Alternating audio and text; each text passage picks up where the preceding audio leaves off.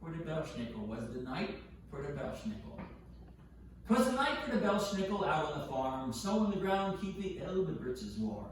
As I walked from the barn to the silo just yon, I noticed a doe and a buck and their fawn. From silo to house, I soon made my way, and I fussed and I brushed to get off the hay. With stars overhead on a clear cold night, a great horned owl hooted, much to my delight. Where's my owls? Ooh. Good to have stories with sound effects, right? Off in the distance, I heard a coyote howl.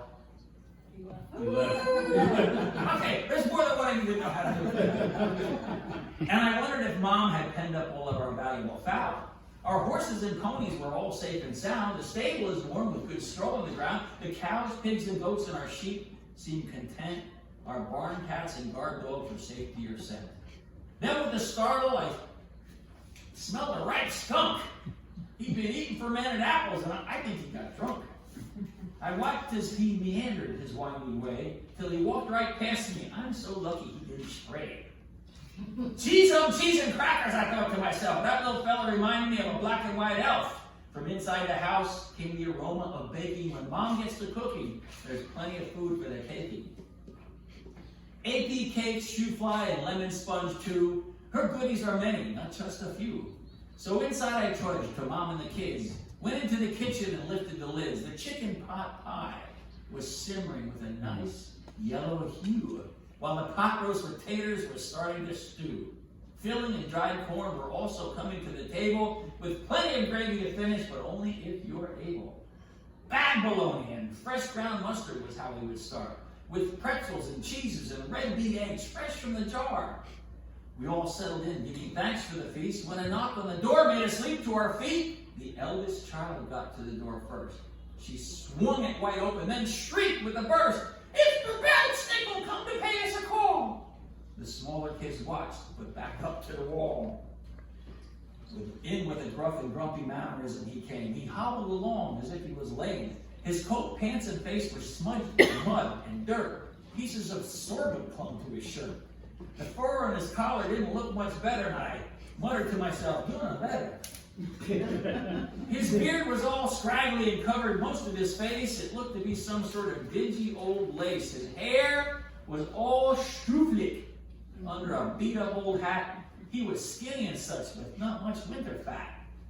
And the mask that he wore in his eyes was so sinister, we all knew that this guy was nothing close to a minister. Right down to our Unterhosen we shook. Unterhosen? Who knows the Unterhosen? Underpants, right? Right down to our Unterhosen we shook. And if we could have, we'd have hid in the Mariessa nook. What's the Mariessa nook?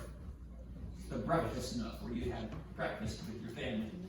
In one hand a sack, the other a switch. You could see that he wanted to use it. He had the itch. "Who learned their prayer book?" he blurted out with a cry. "Will it be Jacob, Rachel, Catherine, or Cora? Ay, ay, ay. Come speak to me now and don't act addled. I've got no time or patience for those who are verhoodled." One by one, the kids lined up to recite what they learned from a full year of classes in their Sunday school term. Jacob did good, so did Rachel, Catherine, and Cora. They made no mistakes, which perplexed that grump's aura.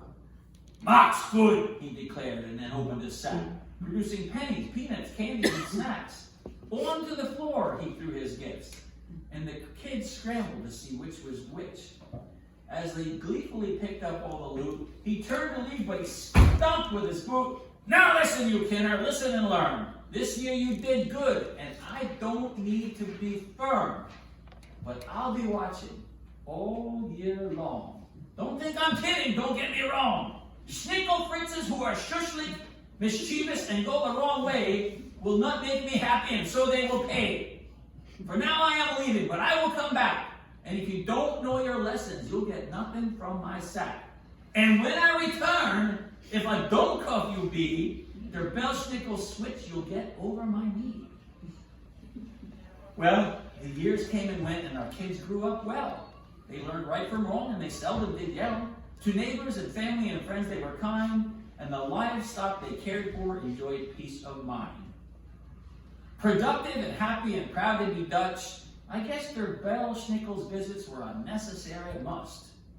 Now, with glad heart at Christstock, I pray, as I make the light out and say goodbye to the day that you and your family and friends have to be tasked to keep God in your lives and do what he asks.